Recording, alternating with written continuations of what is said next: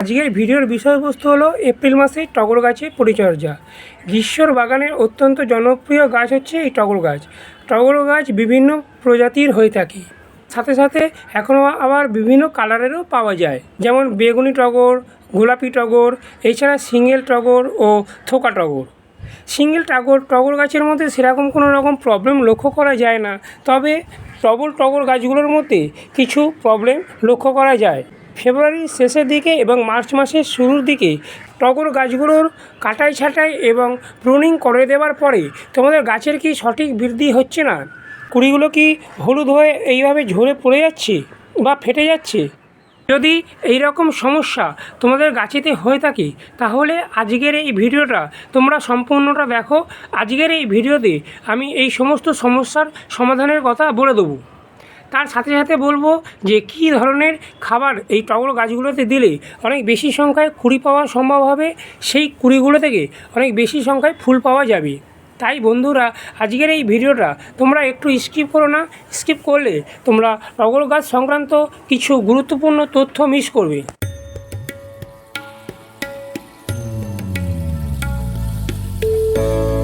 নমস্কার বন্ধুরা, সঞ্জয় হর্টিকালচার চ্যানেলে তোমাদের সবাইকে স্বাগত। বন্ধুরা, আজকে টাইটেল আর থাম্বনেল দেখে বুঝে গেছো যে আজকে আমি তোমাদের সাথে কী বিষয় নিয়ে আলোচনা করতে যাচ্ছি।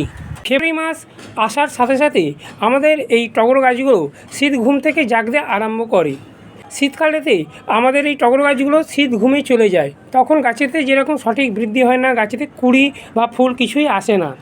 তাই ফেব্রুয়ারি মাসের শেষের দিকে আমাদের এই টগর গাছগুলোকে ডিপ প্রুনিং এবং শিকড় কাটাই ছাঁটাই টব রিপোর্টিং করে থাকি। ছোট টগর গাছের চারা থাকে, সেই টগর গাছের চারাগুলোর কোনো রকম রিপোর্টিং বা কাটাই ছাঁটাই করার কোনো রকম দরকার পড়বে না। টগর গাছগুলোর যে প্রথম পরিচর্যাটা করতে হবে সেটা হলো, যে টগর গাছের ডালগুলোতে এখনও কুড়ি আসেনি সেই টগর গাছের ডালগুলোর ওপরের দিকে যে পাতা, এটাকে বলে পিঞ্চিং।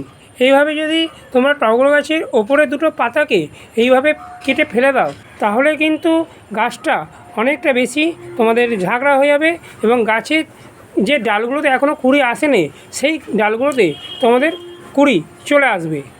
এরপরে যে কাজটা করতে হবে সেটা হলো টবের মাটিতে জলের ব্যবস্থাপনা। উপরের মাটিটা পুরো শুকনো খটখটে আছে, কিন্তু এইভাবে হালকা করে যদি আমি মাটিটাকে খুঁড়ে দিই, দেখো মাটিটা ভেতরটা ভিজে আছে।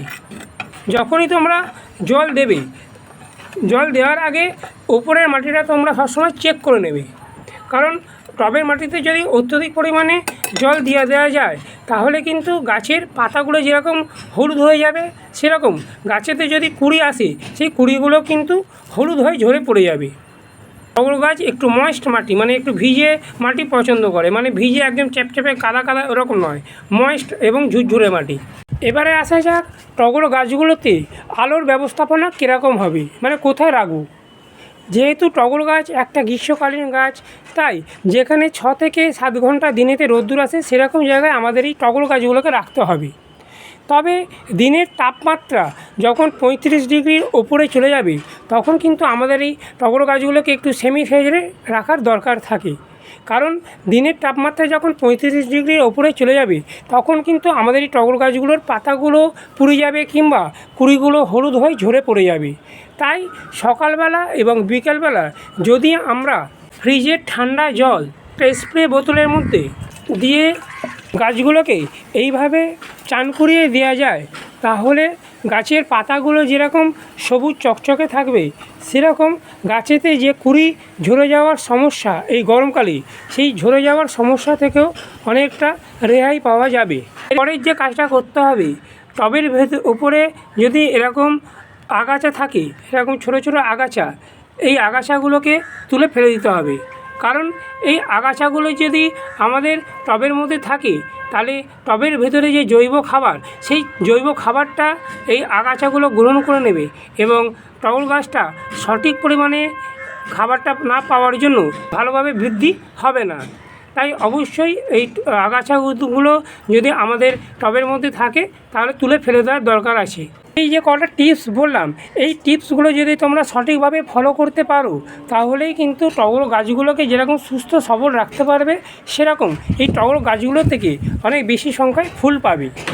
এবারে আসা যাক এই টগর গাছগুলোতে কী ধরনের খাবার প্রয়োগ করতে হবে। এখানে আমি একটা 10 ইঞ্চি টবের জন্য খাবারের পরিমাপটা বলে দিচ্ছি। এই চামচের 2 চামচ নিয়েছি আমি সর্ষের গুঁড়ো খোল, 1 চামচ নিয়েছি নিম খোল, 1 চামচ নিয়েছি আমি বায়ো পটাশ, আর 1 চামচ শিং চাঁচা, 2 চামচ হাড় গুঁড়ো, 1 চামচ হিউমিক অ্যাসিড ও 1 চামচ লেদার মিল। এই উপকরণগুলো আমি একে অপরের সাথে খুব ভালোভাবে মিশিয়ে নেব। একটা কম্পোস্ট সার মিশিয়ে নেব। 2 মুঠোর মতন এখানে নিয়েছি আমি ভার্মি কম্পোস্ট। তোমরা ভার্মি কম্পোস্টের পরিবর্তে 2 মুঠো পাতা পচা সার বা 2 মুঠো 1 বছরের পুরনো গোবর সারও নিতে পারো। এই কম্পোস্ট সারটা মাটিতে দিলে কী হবে, মাটির ভেতরের নানা রকম মাইক্রোনিউট্রিয়েন্টের ক্ষমতা বাড়াবে এবং মাটির ভেতরে নাইট্রোজেনের পরিমাণের সংখ্যা বৃদ্ধি করতে সাহায্য করবে এই কম্পোস্ট সার। খাবার দেওয়ার আগে তবে মাটিটাকে খুব ভালোভাবে খুঁড়ে নিতে হবে। মাটিটা যেহেতু আগে আমি ভালোভাবে খুঁড়ে নিয়েছি, এবারে এই খাবারটা আমি টবের চারপাশ দিয়ে এইভাবে দিয়ে দেবো। জৈব খাবার বলো বা রাসায়নিক খাবার বলো, যে কোনো খাবারই টবের ধার বরাবর এইভাবে দিয়ে দিতে হবে। এই যে খাবার দেওয়াটা আমি দেখাচ্ছি, এই খাবারটা টবের মাটিতে মাসে 2 বার করে দিতে হবে। খাবার দেওয়ার পরে ওপর থেকে খুঁড়ে দেওয়া যে মাটিটা, সেইটা এইভাবে চাপা দিয়ে দেবো। খাবার দিয়ে দেওয়ার পরে ভর্তি করে এখানে জল দিয়ে দেবো। টবের মাটিতে যাতে ফাঙ্গাস না হয় এই জন্য এখানে যে কোনো ফাঙ্গিসাইড প্রয়োগ করতে হবে। এখানে আমি ফাঙ্গিসাইড হিসেবে দিচ্ছি হলুদ গুঁড়ো। তোমরা ট্রাইকোডার্মা ভিরিডি বা সাপ ফাঙ্গিসাইড এইগুলো টবের মাটিতে দিয়ে দেবে খাবার দেওয়ার সাথে সাথে, তাহলে কিন্তু কোনো রকম ফাঙ্গাসের আক্রমণ হবে না। এই জৈব খাবারটা মাসে 2 বার দেওয়ার সাথে সাথে 10 দিন অন্তর অন্তর গাছের মাটিতে পেঁয়াজের খোসা ভেজানো জল প্রয়োগ করতে হবে। পেঁয়াজের খোসা ভেজানো জলের মধ্যে থাকে সালফার ও বোরন। এই বোরন আমাদের টগর গাছের জন্য অত্যন্ত প্রয়োজনীয় একটা পুষ্টি উপাদান। পেঁয়াজের খোসা ভেজানো জল অথবা পেঁয়াজের খোসার গুঁড়ো 10 দিন অন্তর অন্তর আমাদের টগর গাছে মাটিতে দিতে হবে। বন্ধুরা, এটা গেল টগর গাছেতে খাবার দেবার বিষয় আলোচনা। এরপরে বলি টগর গাছেতে কয়েকটা সমস্যার কথা। বন্ধুরা, আমরা টগর গাছগুলোর প্রতিনিয়ত সঠিক পরিচর্যা করার পরেও আমাদের এই টগর গাছগুলোর কিছু প্রবলেম লক্ষ্য করা যায়। প্রধান যে প্রবলেমটা লক্ষ্য করা যায় সেটা হলো কুঁড়িগুলো এইভাবে হলুদ হয়ে ঝরে পড়ে যায়। এই হলুদ হয়ে ঝরে পড়ে যাওয়ার 2টো কারণ আছে। একটা হলো মাইক্রোনিউট্রিয়েন্টের অভাব, আর একটা হলো ফাঙ্গাসজনিত কারণের জন্য। মাইক্রোনিউট্রিয়েন্টের অভাব কী করে বুঝবে? যদি দেখো ফুলের বৃন্তগুলো হলুদ হয়ে যাচ্ছে, তাহলে ভাববে যে এটা মাইক্রোনিউট্রিয়েন্টের অভাবের জন্য। আর যদি দেখো কুঁড়ির বৃন্তগুলো কালো হয়ে গেছে, তাহলে জানবে যে ফাঙ্গাসজনিত কারণের জন্য। 2 বার করে বোরন সমৃদ্ধ অনুখাদ্য গাছের পাতাতে স্প্রে করে দিই। আমি এখানে স্প্রে করি গাছের পাতাতে মাইক্রোনিউট্রিয়েন্ট হিসাবে সাগরিকা 1 লিটার জলে 1.5 ml দিয়ে সকালের দিকে অথবা বিকেলের দিকে ভালোভাবে গাছের পাতাতে স্প্রে করে দিই। আর গাছেতে যাতে ছত্রাকজনিত আক্রমণ না হয় তার জন্য মাসে 1 বার করে যে কোনো ফাঙ্গিসাইড 1 লিটার জলে 2 গ্রাম গুলে সকালের দিকে অথবা বিকেলের দিকে আমি টগর গাছের পাতাতে স্প্রে করে দিই। এবারে বলি গাছেতে পোকামাকড়ের আক্রমণের জন্য কী করতে হবে। গাছেতে মেন যে পোকামাকড়ের আক্রমণ হয় সেটা হলো ল্যাদা পোকা। এই ল্যাদা পোকাগুলো গাছের পাতার মাঝখানে বসে পাতাটাকে এরকমভাবে কুঁকড়ে দেয় এবং গাছের পাতার ভেতরে রসটাকে চুষে চুষে খেয়ে পাতাটাকে হলুদ করে দেয়। তাই মাসে আমি 1 বার করে প্রফেক্ট সুপার, এই প্রফেক্ট সুপার 1 লিটার জলে 20 ফোঁটা দিয়ে সন্ধ্যের দিকে গাছের পুরো পাতাতে স্প্রে করে দিই। এর ফলে গাছেতে কোনো রকম ল্যাদা পোকার আক্রমণ হয় না। তারা আরেকটা কীটনাশক স্প্রে করি, সেটা হলো কাকা।